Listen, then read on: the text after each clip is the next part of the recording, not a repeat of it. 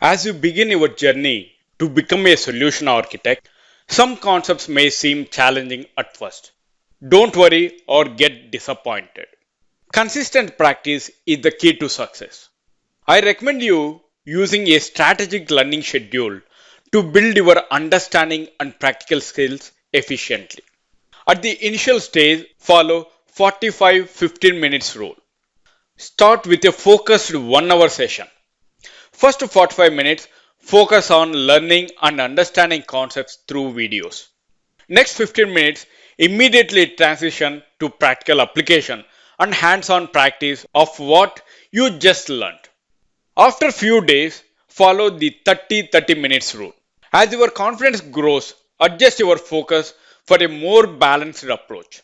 First 30 minutes, focus on learning new concepts through videos. Next 30 minutes, dedicate a full half an hour to practical knowledge and hands-on practice.